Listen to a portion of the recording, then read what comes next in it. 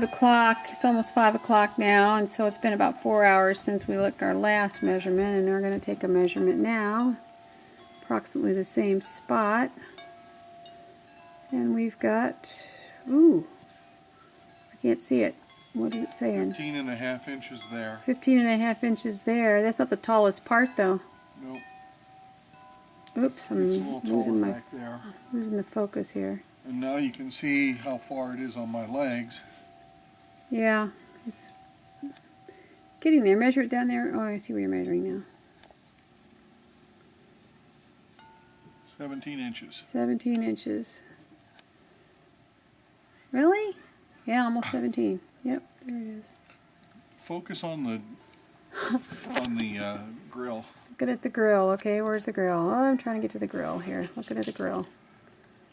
Yep, there's a grill. And show them the mums. Yeah, Christmas mums. Those are my Christmas mums right there. They look like little Christmas trees. There's one there, and there's one over here. That's a good one.